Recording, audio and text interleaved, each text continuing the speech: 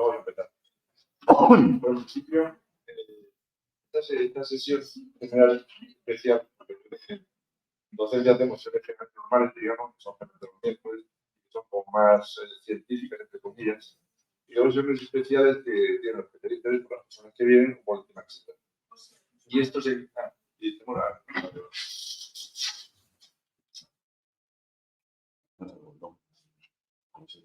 Ahí está.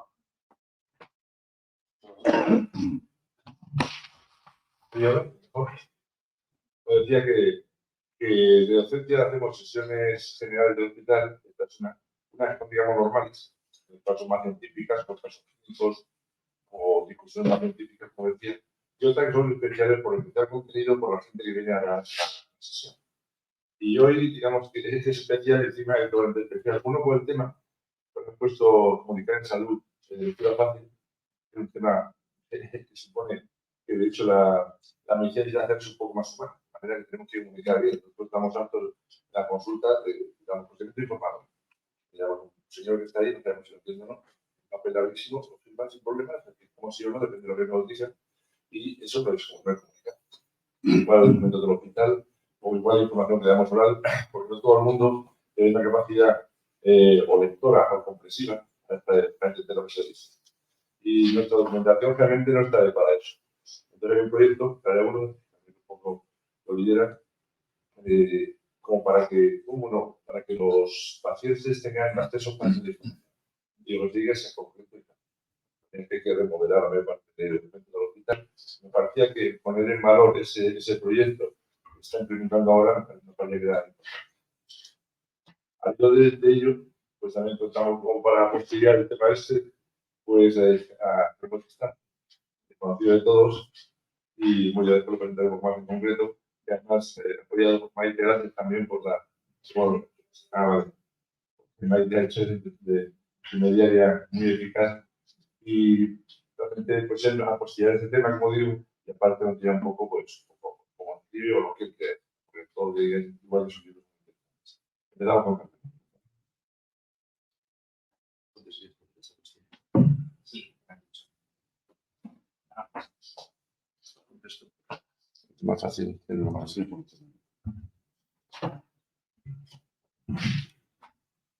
Muy bien, buenos días a todos y gracias sobre todo por estar aquí hasta ahora. Lo que nos queda para terminar de aquí a las 3 y no por todos. La idea cuando Maite nos comentó el tema de sesiones, que ilusiona, pero al mismo tiempo uno que está acostumbrado a otras cosas no sabe bien ni qué decir. Si no sabe muy bien ni qué decir. Por eso yo creo que al final es una reflexión sobre, hemos hecho un montón de cosas sin darnos cuenta de la importancia que tenía lo que estábamos haciendo. Era como de humanidad. Comunicar, como bien decía, es mucho más que oír y que hablar. Es mucho más comunicable. Y esto que creo que es de perogrullo, muchas de las veces no somos conscientes de que es muy diferente a escuchar, a comprender y a expresar otra serie de cosas. El 80% de la comunicación, algunos autores dicen que es de tipo no verbal. Son microgestos. Y lo vemos en pacientes con Parkinson, pacientes con parálisis progresiva, y cómo poco a poco nos sentimos bloqueados a la hora de no sabemos cómo comportarnos delante de ese tipo de pacientes. Todas las personas, todos los que estamos aquí y los que están fuera, necesitan ser partícipes de la comunicación de alguna forma. Es eso de, ¿no? Te apunto o no te apunto desde que somos niños. No te hablo. En tontería, pero simboliza mucho lo que significa el acto humano. Por eso, insisto, no es una cuestión de hablar, o de no solo hablar, sino de saber expresar algo. Pongo algo entre comillas porque es algo también es importante. No solo es cuestión de oír, sino saber escuchar. Y saber bien estar atento a qué es lo que quiero escuchar. O que lo quiere hacernos partícipes de lo que quieren que escuchemos. Es hacernos partícipes de alguna forma de nuestra humanidad a otros seres humanos a través de los actos de comunicación. Muchas veces voluntarios, pero muchas más veces involuntarios, sin darnos cuenta. Ahí donde, pues también lo decía el doctor al principio, tenemos que estar un poco más atentos a esos actos involuntarios que cometemos en la comunicación, que a veces son buenos, no nos damos cuenta. Para algunos somos salados, que bien, que graciosa, pero no sé si les suena a ellos, que forma parte de nuestra performance, de nuestra puesta en la comunicación. Por eso, desde la Comisión de Humanización, Creo que es legítimo poner en realce el trabajo de esta comisión dentro del hospital. Está haciendo un esfuerzo, vamos, titánico, porque sabemos que es mover piedra de molino, es que es muy complicado empezar a mover eso. El objetivo es facilitar la expresión de la humanidad de nuestros actos. No es una cuestión de papel, no es una cuestión solamente de traducir, es una cuestión de hacer partícipe al otro de lo que es y de lo que queremos que sepa que nosotros queremos que es para nosotros, que es un ser humano. Esto en el contexto asistencial sanitario, que es muy complejo, que tiene sus propios códigos, que tiene su propio hermetismo, que tiene sus propias formas de presentarse en el medio social. Hasta ahora, dos de los distintos servicios del hospital, la SACA, el Centro Regional de Biogenética y la Unidad de Valoración Geriátrica, de Enfermedad Geriátrica, somos un poquito los que hemos hecho de punta de lanza a la hora de empezar a traducir documentos. No es una cuestión únicamente de traducir. Como podemos traducir, la gente se piensa que es simplemente un método pedagógico en donde palabras a palabras traducimos al lenguaje coloquial. Yo creo que no. Lo que persigue el documento es transmitir con mucha humildad la preocupación de los profesionales por acercarnos a las personas que nos necesitan. Creo que ese es el objetivo fundamental. No solo la necesidad de las personas, sino también las propias personas. Y también dar la oportunidad a esas personas a debatir de igual a igual. Porque claro, si el otro no entiende lo que estamos diciendo, lo estamos prohibiendo, le estamos cerrando la oportunidad a poder dialogar con nosotros sobre lo que a él le interesa o en lo que él quiere. Acerca de todo, de la potencialidad, de los límites, de las recomendaciones, de los cuidados, de todo. Nosotros es cierto que hicimos un compendio en geriatría. Digo geriatría porque es el centro de los dos que he comentado, donde más documentos se han traducido. Y lo hemos juntado todo en una especie de guía que se le entrega a las familias cuando vienen a la consulta. Las familias y a los mayores, para que puedan comprender bien las recomendaciones que desde enfermería le damos de cara a hacer una continuidad de cuidados luego en el domicilio, junto con los compañeros de primaria. Yo he puesto ahí una, pues, bueno, recomendaciones para vivir un duelo. Y he puesto este ejemplo porque en la siguiente diapositiva está puesto el antes, lo que yo tenía de antes, que está puesto ahí a su izquierda, y lo que gracias al documento de lectura fácil está puesto a la derecha. Bueno, yo cuando le hice el de la izquierda yo pensaba que había hecho algo súper fácil, sinceramente, que estaba súper bien, que todo el mundo lo entendía, claro, todo el mundo lo entendía dentro de la unidad. El médico, mi compañera de pasillo, la otra enfermera, claro, todo. Pero el paciente lo miraba como diciendo, muy bien. Claro, con un tema como, por ejemplo, que puede ser el duelo, que tienes que llegar y que tienes que ser muy sensible. Cuando yo luego leí el documento que habían traducido desde Sandoz, pues, encargado por la Comisión de Humanización del hospital, pues claro, de que nos quedaba mucho más trabajo. Por eso he dicho antes la palabra humildad. Hay que asumir que hay cosas que hacemos con todo el cariño del mundo, pero que no llegan a los objetivos que realmente tenemos que llegar. Y que no pasa nada. Pues hay gente que sabe hacer esto. Por eso, para terminar, pues eso, dejar claro que el documento de lectura fácil, que nuestro hospital es pionero en esto. Es algo de lo que tenemos que enorgullecernos, que somos pioneros en empezar a hacer este tipo de proyectos. Tiene una intención claramente humanizadora. Por eso nace de la Comisión de Humanización. Por eso no es un método pedagógico de cualquiera que lo va a traducir. Y es humanista, porque creo que persigue realmente considerar al personal de la persona. De lo contrario, solamente se quedaría en el mero método pedagógico que cualquier pedagogo podría hacer.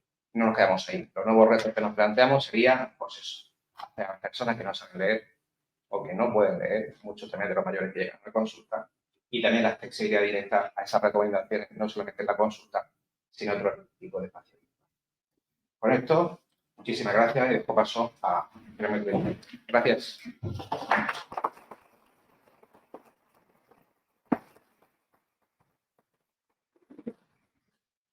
Porque ha sido súper completo y es un proyecto excelente que hay que implementar.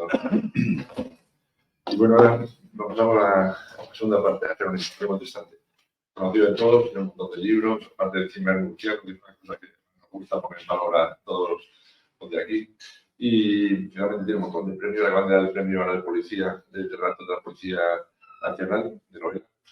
tiene el premio Teo de Sevilla, fue el más conocido inicialmente y un montón que tiene más. Un museo local también. Y vamos, lo enganchamos un poco pues, para que al hilo de esto pues, nos explicara sus experiencias y comentara pues, lo que sentía, lo que escribía, lo que quisiera. Gracias por estar aquí. Bueno, pues buenos días a todos. Estoy encantado de estar aquí con vosotros. Y a los Manuel que me han invitado, me dan la oportunidad de charlar un poco. ¿Se me oye bien, no? Sí. Vale, de charlar con vosotros sobre dos temas que a mí me apasionan, que son la comunicación y un poco de los libros, ¿no? El sentido de que venga aquí a hablar con vosotros hoy es que me dijeron que generan proyectos, por ejemplo, para pruebas diagnósticas, para pruebas quirúrgicas, con instrucciones, también, como hemos visto, con guías, incluso estáis generando, ¿no? Formas de comunicación con la población y con los pacientes, con los familiares de los pacientes, y que querían que os hablara un poco de cómo lo hago yo, de dirigirme, porque yo tengo dos trabajos, soy profesor y soy escritor, y en ambos me voy a dirigir a un público que sabe menos de lo que yo voy a hablar, ¿vale? Entonces, de esto es lo que vamos a hablar un poquito, qué trucos uso yo, pues os pudieran servir. Yo soy un tío con muchas inquietudes de siempre. Si hubiera nacido en esta época, como mis alumnos me habrían diagnosticado seguro hiperactividad, seguro. Pero cuando yo era crío eso no se sabía ni lo que era, pues para el crítico superior. Y bueno, pues me gustaba, hay muchas cosas que me gustaba hacer, no las he puesto todas ahí, pero mira, he puesto un ordenador porque yo escribía artículos, ahora yo publico todos los viernes un artículo en La Verdad, que hago análisis político, así me va. Y bueno, y yo escribía artículos entonces que lo leía solo yo. Soy muy seriófilo. Esa es de Guaya, que es una de las series escritoras de HBO. Soy muy holmesiano, leía y leo el canon de Holmes periódicamente. Me gusta mucho el rollo CSI, como a toda la población. En general, eso de que puedas pillar al asesino por una fibra, por una ADN, les encanta. Me gustaba mucho leer, os he puesto ahí La Dama en Blanco, de Wilkie Collins, mi escritor favorito.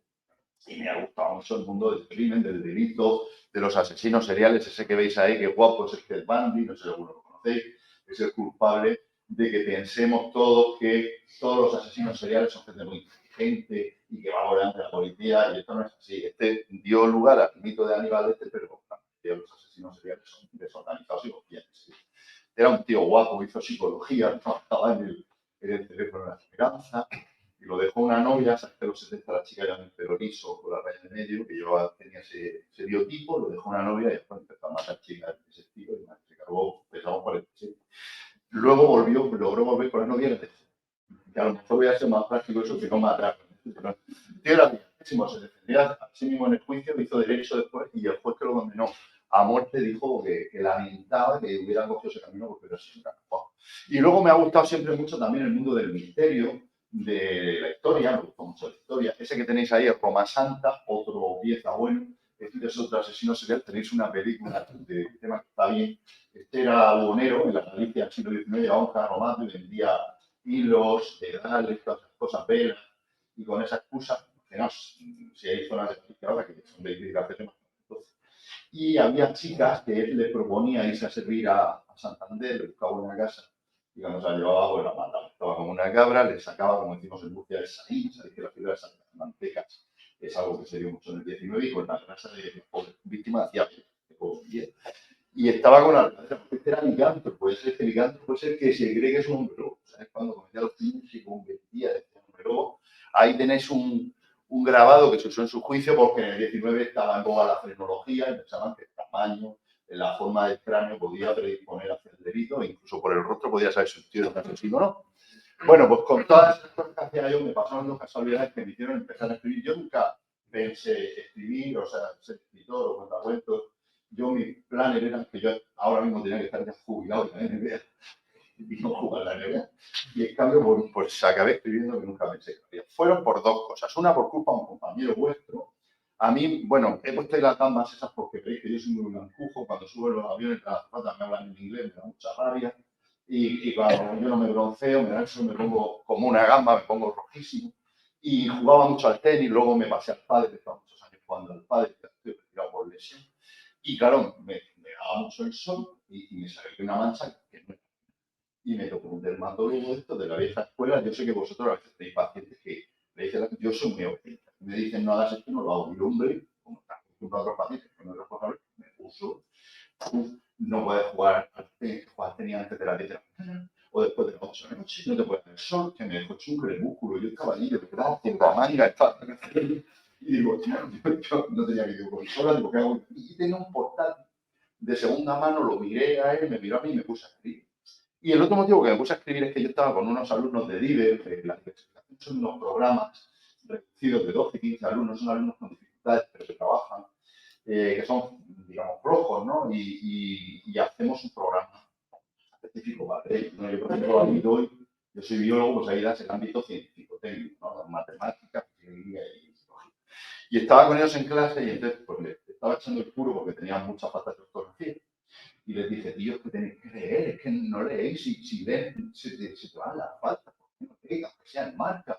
¿Estáis leyendo algún libro? Y estaban así para los lados. Bueno, algún libro estaré leyendo, ¿no? Estoy ahí tirando lo de fuera y digo, ¿habéis leído algún libro? Y me dijeron, entero. Entonces, yo me quedé, pero ahí desesperanzado, digo, pero qué desastre. O sea, estas criaturas piensan que leer un libro es una tarea imposible. Y como yo soy un poco gilipollas, pues me sentí como la necesidad de yo escribir para gente sencilla y entonces empecé a escribir así. Yo desde el primer momento he tenido muy claro que yo no quería hacer una literatura gafapastas ni muy introspectiva, yo podría escribir de una manera sencilla. Pero a mí me gusta mucho la narrativa anglosajona, que cuentan una historia. Y no soy muy amante, ya sé que tengo que decir un secreto, de la narrativa hispanoamericana. Me gusta mucho, pero yo soy más amigo de contar una historia y no andarte con muchas zarandajas. Yo me miro mucho en los grandes autores del Fortín, que a mí me encantan, y que eran gente que tenía una gran calidad literaria y hacían leer a las masas en sociedades semi-analfabetas. Dickens, de Canción de Navidad, vendió 200.000 ejemplares en la Inglaterra victoriana, que no sabía leer ni Dios. Pero todo el mundo estaba esperando. Sabéis que la mayoría publicaban por entregas y estaban esperando el viernes que saliera el último capítulo de la última novela de Dumas o de Stevenson, y el que sabía leer se lo leía a los demás. Y eran unos autores extraordinarios, son muy buenos. Yo aprendí todos los trucos de ellos, que han seguido vivos. Los trucos que ellos usaban pasaron al mundo de las telenovelas y de ahí han pasado al mundo de las grandes series, de Netflix y tal. Son trucos muy básicos, pero yo sé, cuanto más malo es el malo, mejor es la historia.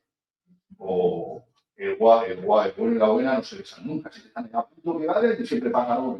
Bueno, pues todos esos trucos funcionan mucho. A mí estos me encantan, sobre todo, para mí el mejor es este de aquí, Wilkie Collins, que habréis leído cosas de él, las he leído casi todas, pero bueno, más famosas son La Dama de Blanco y La Piedra Lunar, que son novelas extraordinarias. Bueno, publiqué primero una novela con la editorial regional, que hace solo 500 ejemplares, que se llama Crónica de Yufre, del tío que viaja en el tiempo de la Murcia medieval. Luego publiqué una novela con una editorial que se llama Inédita, que era una editorial que no iba muy bien. Entonces, claro, los libros no llegaron a la librería y no hicimos prensa. Vamos a ver, que necesitamos un libro de esto. Claro, o sea, no están donde hay que venderlo, porque la gente no sabe que existe. Bueno, luego ya sí que se vendió cuando fue más. La tercera novela que publiqué con Maeva fue la primera de Víctor Ross, que está ahí, El misterio de la Casa Aranda, y ya ahí sí que llegué a un público más amplio y ya pues, fue más conocido, me tradujeron en Italia, en Francia, etcétera, y ya bueno, tuve otro. Eso me provocó que lo que era un hobby, pues se me convirtió en una profesión. Yo tenía un trabajo que era enseñar biología, un profesor de biología, y esto pues ya me tuve que dedicar profesionalmente. Después tienes que hacer muchas cosas, por ejemplo, firmas, hacer presentaciones, entrevistas, cuando haces promo, tienes que ir de gira haciendo como las estrellas de promo, que entrevistas con una persona de prensa al lado, conferencias. Esa es una presentación que hice en el Mubán, que fue un espectáculo, que me detuvieron los grises, con la presentación de varias sombras. Y bueno, también es verdad que yo como soy muy fácil y digo a todo que he hecho muchas cosas, porque por ejemplo ahí me tenéis ahí, estoy contando un cuento de una suite orquestal de Astádara, un compositor, que se llamaba El viaje de los duendes, que me pidieron que la escribí, y luego me enviaron para leerlo yo el cuento con la Orquesta Sinfónica de la Región de Murcia, ¿no? Tuve que ir 3 días a ensayar, salió muy bien, pero yo no sé cómo me meto yo en esos fregados. Bueno, y entonces pues al final pues me he encontrado con que soy una persona que tengo 2 trabajos, porque llevo escribiendo profesionalmente 23 años. He tenido muchas neuras en la cabeza de creer que eres magnífico, maravilloso, en otras ocasiones está a punto de coger la excelencia, y dedicarme solo a la literatura, pero la excedencia del docente, como mínimo, te tienes que ir 2 años. Y claro, yo, conociendo el mundo editorial, yo no me voy si yo no tuviera nadie a mi cargo y no tuviera una hija, pues sí que me voy a Madrid ahí con mis colegas y ya está. Pero es que en el mundo editorial, tú estás aquí, yo he visto muchos casos de esto, estás aquí hoy y mañana ni te cogen. Que yo no me... Entonces llegué a la conclusión y me di cuenta que yo no era un escritor, sino que yo soy un profesor de biología que en su tiempo libre. Eso es lo que soy. Pero son 2 trabajos. Entonces, voy muy estresado, o sea, me tengo que organizar muy bien el tiempo, pero una actividad me descarga un poco de nota, porque a lo mejor yo tengo una evaluación y digo, hay que expulsarlo, que no podemos, no sé qué, y entonces salgo y entonces pues, me llama mi agente o estoy hablando de una charla que voy a dar mañana en Lugo y ya pues es una cosa, te descarga, ¿no? Ya. Y entonces pues, me meto ahí con un tercero a eso y ya se pasan todas las tonterías. Entonces son 2 trabajos en los que, por eso estoy aquí, yo trabajo transmitiendo información a alguien que sabe menos que yo de ser. En el caso de las novelas, porque cuando tú bueno, me imagino que sabes que yo di con mi caminico, que es hacer novelas. Tengo 2 novelas ambientadas en la época actual, pero la mayoría las ambiento en otras épocas. Entonces me encontré con que mi registro, y que me salía bien, que yo encontraba cómo hacer novelas policíacas, a veces detectivescas, a veces negras, con ambientación histórica. Entonces, cuando voy a escribir, por ejemplo, la que tú decías del premio del lunes, que se llama Pamfleten, es una novela policíaca ambientada en el siglo XVI en Flandes, en la ocupación de los cristianos. Entonces, claro, tienes que documentarte mucho solo ya para empezar. Claro, cuando yo me documento sobre una novela, al principio estás más perdido que Marco el Día de la Madre, pero luego encuentras mucha información y muchísima información sobre esa ciudad, sobre esa época, y tú te vas a dirigir a un público que no sabe tanto como tú sobre eso. Luego la siguiente novela, eso se te olvida. Es como si hicieras una tesina. Entonces, claro, forma parte de mi oficio no machacar todo, porque todos conocemos autores que dicen, mira, yo tengo aquí 5.000 fichas del Madrid del siglo XVII y te la paso, ¿no? Macho, pues te machacar, eso no es una novela, eso es un ensayo. El que quiera el ensayo, el ensayo. Entonces hay que intentar ver de esa información cuál selecciono, cuál tiene relación con la trama, porque hay otras cosas que son accesorias y lo que voy a cumplir. Con lo del trabajo de profesor de biología me pasa lo mismo. Cuando yo empecé a trabajar hace muchos años, yo me di cuenta que tú estás en el aula y yo decía, el páncreas segrega insulina y la mitad no me han entendido. ¿Sabes por qué? Porque no saben lo que es segregar. Entonces, yo me tengo que estar autotraduciendo todo el tiempo. Yo digo, el páncreas segrega, vierte, echa, añade insulina. Los profesores somos muy pesados. Nosotros repetimos las cosas muchas veces. Esto ya es una cosa como muy técnica, pero realmente de un adolescente cómo funciona. Realmente un adolescente lo que quiere, perdonadme por divertirse mucho, echar un polvo si una vez y tomarse una cerveza con los amigos y aprobar estudiando poco. Eso es lo que más que quiero a la adolescencia. Hay adolescentes muy responsables, ¿vale? Pero en general es una etapa delicada. Su mente está un poco dispersa. Son bombas de hormonas. Entonces, cuando tú corriges lo que ellos te cuentan, a veces te das cuenta que su mente va y viene. O sea, a veces por estas cosas que te he oído campanas, pero ha pillado esto, pero esto no. ¿Por qué? Porque te está escuchando y de pronto se pone a pensar qué buena está fulanita. Y vuelve. Y entonces dice, esta tarde he quedado con mi amigo para jugar fútbol. Y vuelve. Y quiero comprarme una película. Y entonces, claro, eso nos hace que tenemos que estar dando la misma información una.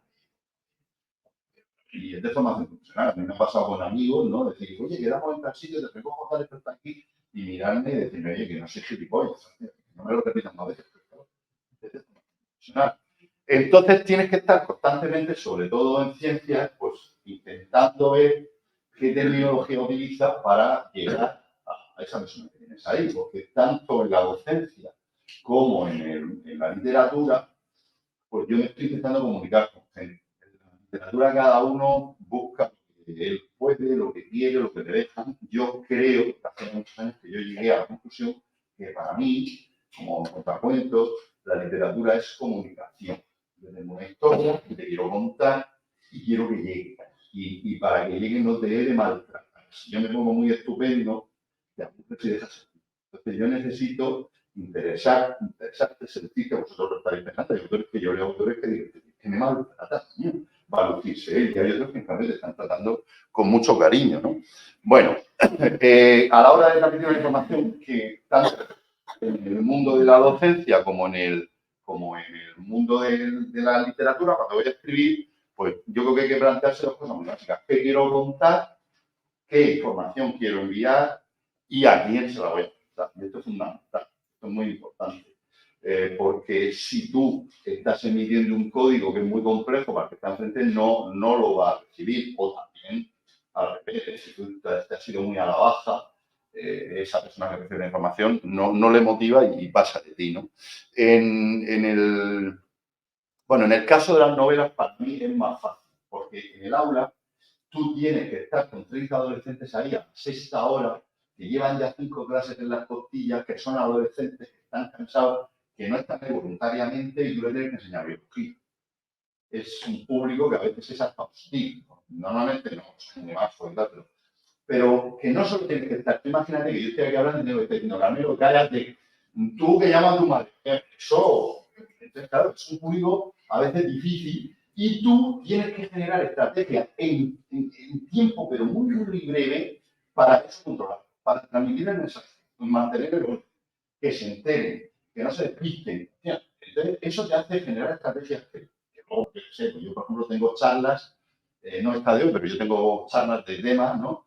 Que yo ya tengo ahí hasta los chascarrillos que suelto, ¿no? Como un monologuista y suelta ahí tu broma y tal. En todos sitios la gente se atiende en Alicante. ¿Qué pasa en Alicante? Mi mujer es de Alicante y los de Alicante tienen un sentido del humor distinto. Yo suelto una pálida que suelto hasta en Valladolid, hijo de lo de Valladolid, y dice, ¡ja! Y suelto eso mismo en Alicante. Hostia, pasa el argumento ese de hoy.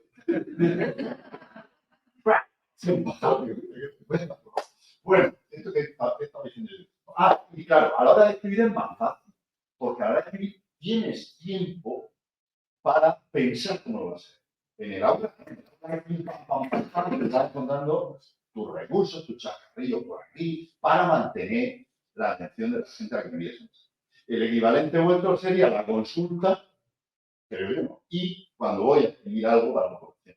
Vosotros en la consulta, yo fui visitado al médico cuando era joven, 4 años, y me contaban colegas vuestros, que luego he tenido grandes amigos, pues igual que nosotros tenemos cosas de alumnos, que tenemos las de años, vosotros vivís cada cosa también, un poco por el bajo nivel científico que tiene la población, que pasa una cosa que es por la de risa, y ahí tú tienes que, con el tío delante, tú tienes que conseguir que llegue, que se entere lo que le pasa, lo que tiene que hacer. Ahí es más difícil. Supongo que igual que me pasa a mí, profesionalmente habréis ido desarrollando vuestras estrategias para eso, resolverlo in situ. Pero claro, luego cuando lo vas a escribir, como planteaba Carmelo, pues es más fácil, porque te vas a pensar lo que pones, lo que no, y lo que quitas, ¿vale? Entonces, esto sería un poco el equivalente a lo que nosotros tenemos que hacer, ¿no? Yo como profesor o vosotros como profesionales de la sanidad a la hora de intentar comunicar a la sociedad lo que sé y lo que quiero transmitir, lo que quiero contar. Cuando yo ahora pues he hecho la novela esta de los tercios en Flandes, y bueno, no podéis imaginar los sueños que me leo yo para documentar. Sí, Víctor Ros en Oviedo, pues me leí un ejercicio de 400 páginas, anécdotas de la hostelería, viejo bien. Y de ahí pues sacas dos cosas interesantes, por ejemplo, ¿no? Si yo le cuento toda esa información al lector, me ha sacado. Entonces tengo que pensar muy bien qué información es accesoria, qué información es importante y cuál es la que puedo transmitir. Yo creo que eso del iceberg refleja bien cómo es que una persona de ciencias va a transmitir un mensaje a la población en general. Y fíjate que no lo habíamos hablado, pero la premisa básica para esto es la humildad. La humildad. Porque, a ver, una persona que tiene un nivel alto científico, que hace sesiones clínicas, que vas a congresos, que haces ponencias, que haces un paper, coño, te pones a hablar con una persona sencilla y no, a lo mejor no te cuenta, pero es que no te entiende. O sea, no te entiende. El lenguaje científico para nosotros es fácil, pero para la gente es crítico. La gente no te entiende. Yo, que sé, tú dices, todas las especialidades científicas tienen su propia terminología. Dice, una planta que te loma aquí, porque no tiene hoja. Pero claro, un botánico te dice, no tiene hoja. Ya no lo entendí, porque claro, nosotros estamos acostumbrados y claro, tenemos ahí que autocontrolarnos un poquito y decir, espera, que yo no estoy en el Congreso Nacional de Cardiología. estoy preparando un material para la Asociación de Vecinos del Palmar. Yo creo que la premisa básica es lo que ya he puesto a Gandhi, que, bueno, humilde también tenía sus cosas raras, con eso de las lavativas que ponían las sobrinas y cosa un poco, yo creo que es escatológica, pero mira, el hombre pues siempre estaba ahí con sus ruecas tejiendo, porque decía que todos tenían que dedicar un rato al día a eso, iba con sus abanicas esta y tal, y yo os he puesto la antítesis de la humildad. O sea, yo creo que la premisa básica para esto es la humildad. De hecho, mirad, voy a contar una anécdota que me comenté a Maide, a José Manuel y a Carmelo. Nosotros mandamos a los críos a selectividad y hay coordinadores de selectividad. Si tú preparas la biología en bachillerato, te entrevistas todo el año reuniones con ese coordinador y te dice por dónde quiere tirar la universidad. Te dice, este año la inmunología que la estudies muy bien. Esto no, esto sí. Y luego a veces llega el examen y eso que han dicho lo incumplen. Y eso es una catástrofe. Imagínate críos que tienen súper bueno, que son unos máquinas que se están matando a estudiar criaturas para estudiar medicina o ir a enfermería y por una cabronada de esas, pues, claro, es un 0,5 que va a hacer la cagada. Entonces, hace unos años hubo un examen de matemáticas que fue catastrófico. El coordinador era muy, un examen, mira, salió la gente llorando por la cocina, muchos críos se habían jodido su desarrollo profesional ahí, y un amigo mío, que es profesor de la universidad, coincide al día siguiente con este señor vigilándose. Se van a almorzar. Entonces mi amigo, que de lengua, dice, oye, ¿qué ha pasado con esto? Que veo que hay lío y tal. Y dice el tío, hombre, es que si yo pongo un examen que los críos lo saben hacer, los críos saben las mismas matemáticas que yo. Pero tu parte no ha entendido. O sea, que no, tú no tienes que demostrarle a los pacientes, a los que van a comunicar que se medicina, pues es que eso va de oficio. Es lo mismo que esos autores que te quieren demostrar que están documentados y te machacan. Tú no tienes que demostrar que te han documentado. Utilizar lo que debas de llegar. Pero claro, ese tipo de concepto que se ve en la docencia, en la universidad más que en secundaria, pero en secundaria también. Hay algunos de estos que piensan que suspender el prestigio o que el alumno, ¿cómo va a saber un alumno de tercero de eso o de segundo haciendo lo mismo que una licencia? Estamos tontos, que tu trabajo es hacer un examen de selectividad que permita calibrar qué alumnos están bien preparados para que podamos afectar esa materia, esa taca que tú quieras, esa gente, ese es tu trabajo. No que no lo puedas saber hacer porque tú eres un listo. Entonces, esto es un chip que a veces podemos llevar ahí un poco dentro por el prestigio profesional, por los foros que acudís a comunicar otras cosas que son de mucho nivel. Y claro, hay que tener muy claro quién es el receptor. Vale, ¿y cómo voy de tiempo? Voy bien, ¿no? Sí, vale. Vale, entonces en este caso, pues yo creo que en vuestro caso, esto es una opinión mía, porque yo no soy especialista de lo vuestro, no es lo mismo si vas a transmitir una información, vas a hacer un artículo científico, si estás haciendo una comunicación en un congreso, en una sesión clínica o en una conferencia que te invitan en el ámbito profesional de la conferencia, pues tú ahí vas al máximo nivel, ahí leña, todo lo que sé, pero claro, ya lo sé, todo lo que te ponen aquí, ya lo sé, nosotros en la consulta o en una declaración, bueno, cuidado con los medios informativos, vas a hacer una declaración, pues tío, eso es complicado, los periodistas son... Los periodistas son difíciles, ¿eh? Tienes que pensar muy bien lo que vas a decir, qué mensaje vas a enviar. Por ejemplo, en casos como hemos tenido la pandemia, cualquier cosa que digas que pueda ser malinterpretada sería un tipo. Una publicación general que haga para una revista que sea de divulgación científica para la población en general. O en el caso que me enseñaba Carmelo, de unas instrucciones para una cirugía, para una prueba diagnóstica, porque tenemos que asegurarnos que la información le llega a esa persona. Porque hay gente, como habéis dicho antes, que es analfabeta o gente que no tiene una formación científica. Ya os comentaré una cosa sobre eso, que no sé si lo sabéis, imagino que sí. Entonces, hay algunas cosas que yo sí que tengo en cuenta. Como profesor, por ejemplo, pues yo sé que el lenguaje científico es críptico. Para nosotros no, pero para la gente que profana la materia sí. Igual que vosotros tenéis vuestro, aparte del científico, vuestro léxico relacionado con los quirófanos, organizativo. Tú te vas a un instituto y dices, oye, que tenemos hoy claustro porque hay que aprobar la PCA, porque resulta que el PC hay que cambiarlo para los arneas y los arnés. Coño, y dices, pero la gente que está diciendo, eso son simples. Cambian cada 2 años, te acostumbras al PTI, plan de trabajo individualizado, ahora se llama PAP, que creo que es plan, no sé, PAP, ahora se llama PAP. Bueno, Entonces, el lenguaje científico es crítico, tenemos que ser conscientes de eso e intentar cambiar un poco esa terminología. Hay que usar comunicación en un lenguaje directo, en mi opinión. Miguel Delibes, cuando ganó el Nadal, dijo que cuando tú escribes una novela, tienes que contar la historia como si se la contaras a un amigo. Igual. Por ejemplo, imagínate que yo cuento y digo, José Manuel venía por la autovía y me ha pillado un nubarrón, se me ha pillado, me ha empezado a llover, encima me ha pinchado en ese momento, vengo todo empapado, he llegado tarde, es como contamos las cosas, ¿no? Dile a un tío que lo escriba. Y le escribe. No nos ponemos estupendos. A una tarde de octubre y las nubes se cernían sobre un oscuro presagio sobre esto mismo, que siempre tuvo la certeza de que estaba marchando, que no, hijo, sujeto, verbo, predicado, sujeto, verbo, predicado. Tienes que contarlo como si se lo contara a un amigo. Bueno, en mi caso sin palabrotas.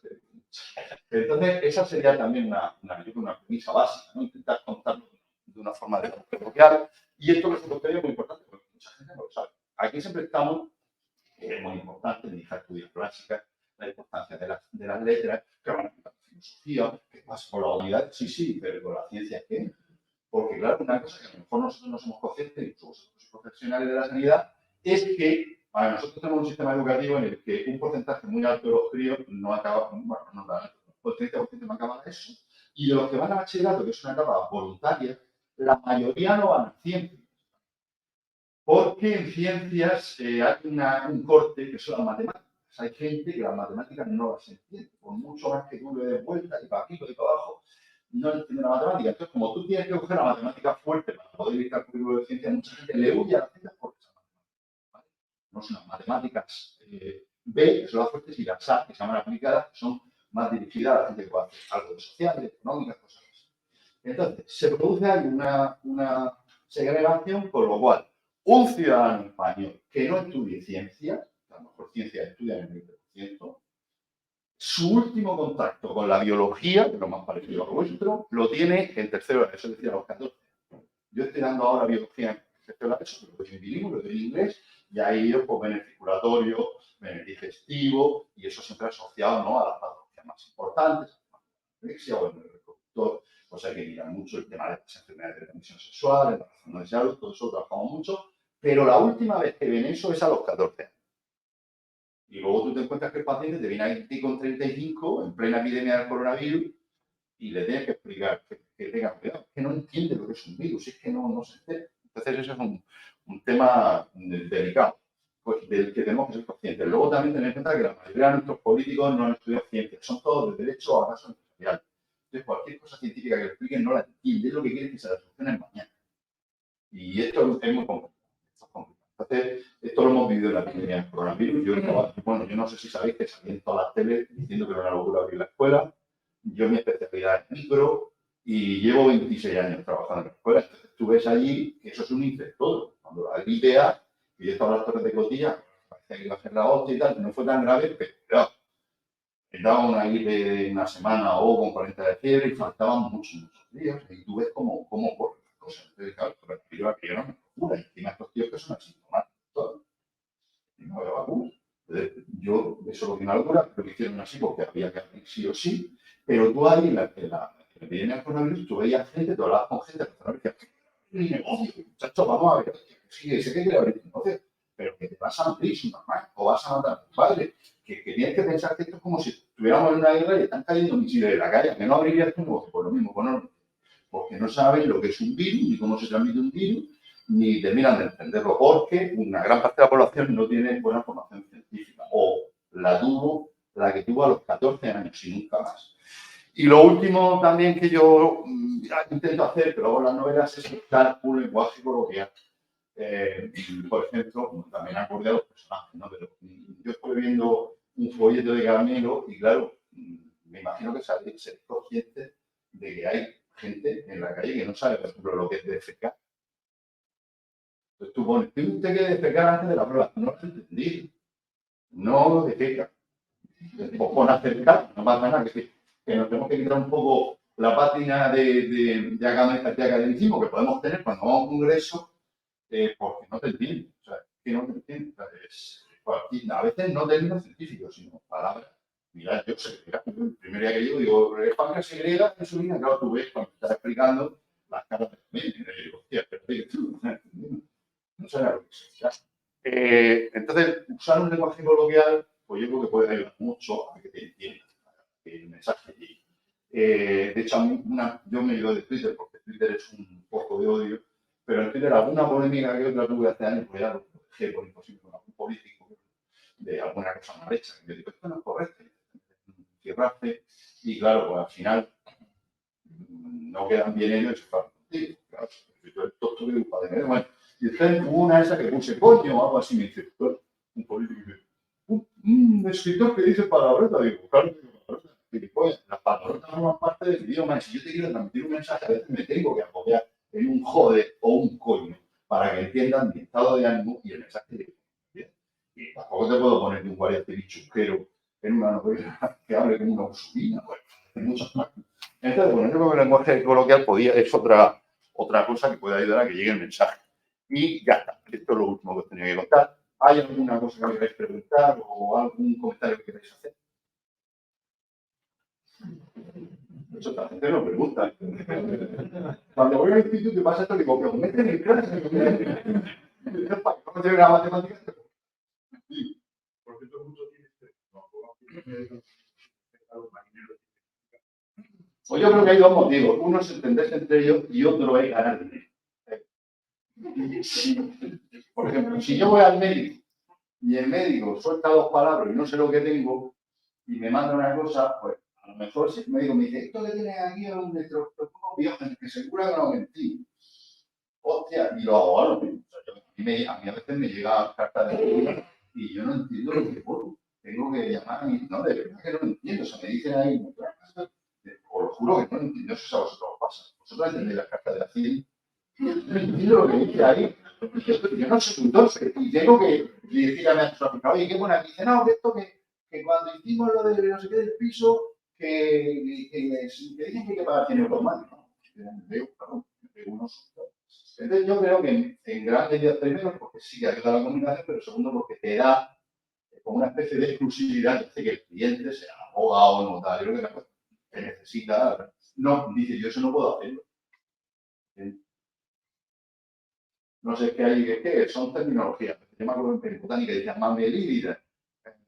No se te ponen psicopicos que crecen en la mente.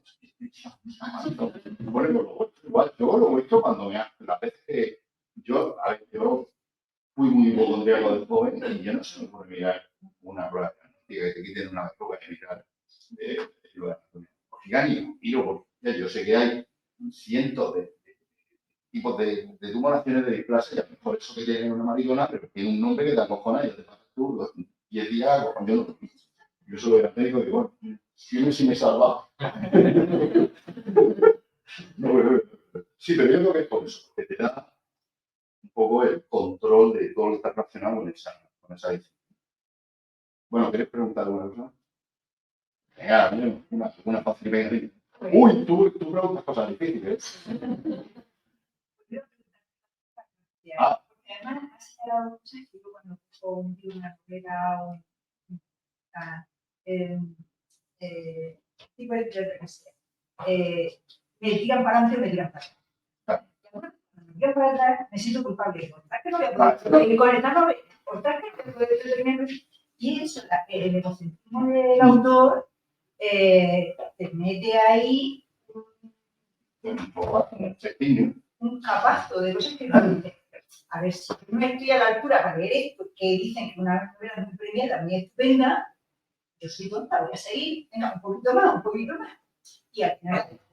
Y luego, es muy de agradecer, también se ve en algunos escritos, cuando el autor es honesto, te atrapa mucho más.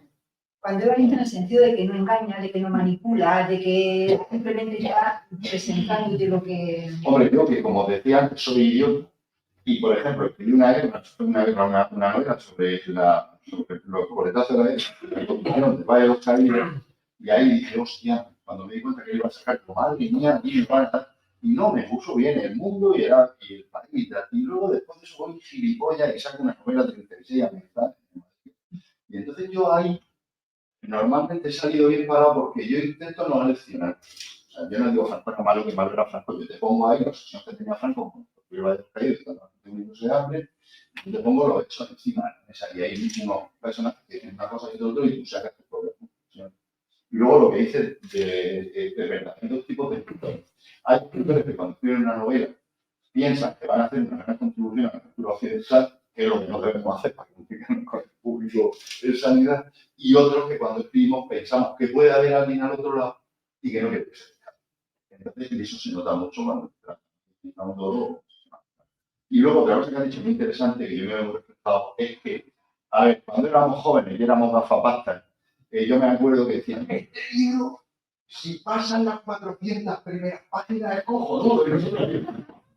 ¿Pero qué dices? Claro, ya verdad que soy viejo, digo, pero sí, las primeras páginas son un prendino, el libro es malo, hostia. Entonces, eso a mí se me pasó en el momento que tuve una hija. Cuando ya tienes una hija, que ya está liado, ya no tiene tiempo para nada. Yo me acuerdo que sacaba una película del Videoclub y cuando la devolvía, entonces no había plataformas como ahora, que media hora, un 5 minutos más de andar, me costaba más el alquiler que si lo hubiera. Claro, el día que se me pasó todo el gilipollas, porque al no tener tiempo, yo empezaba a leer la novela y no iba, ¿no? Y cuando echan la del instituto, se lo digo a los chicos, si estás leyendo un libro que te supone un coñazo, déjalo si hay cientos de miles, porque también puede ser que ese libro en ese momento no es para ti, y luego lo retomas en otra época que te gusta, pero déjalo, no te martirices, porque nosotros ya somos mayorcitos, no vamos a ver el capítulo de la lectura, pero creo que 14 años que le pones dos lecturas coñazo, lo abandonamos. Yo recuerdo con Marita que yo tenía de libro de lectura con 7 años, El Quijote con 7 años, El Quijote, pero no es Quijote en cómic, no, ni el Quijote de zombie, no, el Quijote. Hostia, yo, está terrible. También una cosa en el libro que dice, fulanito, letra. Bueno, ¿alguna cosa más tenéis que preguntar? ¿Clase? ¿Cómo te tratas? ¿Como escritor o como...? No como profesor.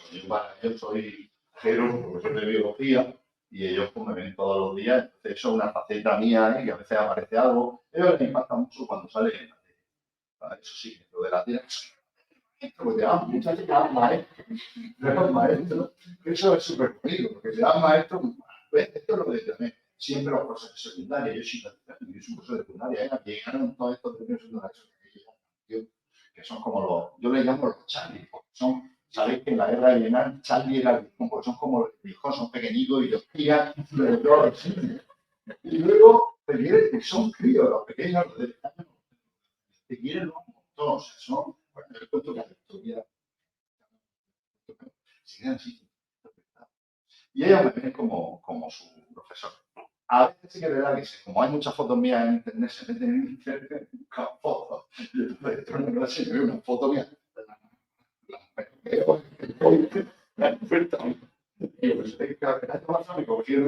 Yo tenía una foto de Instagram de un amigo mío que, bueno, es cachorro que tenemos por el concepto, total, que una foto de San Francisco de Asís le pusimos su carrera porque hizo con me lleva el pelo largo, así con barbita, a lo que subiste me puso ahí, estoy así yo con perco. Y entonces estos cabrones la vieron, que cogieron un sagrado corazón de Jesús y le ponen mi cara con barba. Y se iba a la clase y me lo veo ahí, en el de esa luz que está ahí. Mira, digo, a mí ya sabéis que esto me hace risa, pero cuando vaya a juntar, porque claro, hay los profesores que esas cosas se acojonan porque van a abrir la y efectivamente, el siguiente llego y dice, oh, vaya, que somos un par de Francisco, y digo, ¿qué ha pasado? Dice, no, es que entró y estaba tu foto, digo, dije que era dale. Dice, sí, no lo dejé de gordo, dije. Claro, eso me hace también. Es bonito porque, igual que vuestro trabajo es muy vocacional, la docencia es un trabajo muy vocacional, igual que vosotros hacéis más de lo que os corresponde, pues nosotros también hacemos más de lo que nos corresponde, igual que vosotros os falta gente y os faltan médicos, bueno, nosotros también nos faltan médicos, pero bueno, te gusta lo que haces y bueno, tienes un compromiso con tu trabajo, en el caso vuestro es curar a la gente y en nuestros trabajos a veces no es fácil, pero da gusto trabajar con gente joven porque rejuvenece todo, claro, te cuentan cosas de ahora que tú te enteras y tal, y yo aprendo cosas de ellos, del mundo de ahora, que son muy interesantes y otras no Bueno, me he preguntado una cosa. Cuando se lo comentas, supongo que se montará con términos y con cosas que bueno, bueno, si ahora no se sabe lo que es que lo puede segregar, no digo nada, es cosa de siglos anteriores. ¿Cómo soluciona eso a...? No, nada. Hay como, pues, si en clase eso lo tienes que hacer a corto plazo, ahí te puedes pensar un término o dar una vuelta o describir el proceso de la claro. Yo una cosa que hago, que a veces me riñen, yo tengo lectores que son más normalitos y lectores muy adechados, sobre todo el mundo de la negra, que está muy resabiados. Entonces, claro, yo como a veces hago tramas muy complejas, igual que no los docentes son muy pesados, tengo que hacer repasos a lo largo de la novela. Entonces, claro, cuando meto repasos, hay gente que me dice, pero sí, hay gente que si no se le pierde. Y entonces pues, tienes que buscarte el truco. Igual que con las de biología, pues le damos una vuelta por los repasos. O sea, en vez de que poner un repaso, pues viene un personaje nuevo y le cuentan lo que ha pasado. O el protagonista le escribe una carta.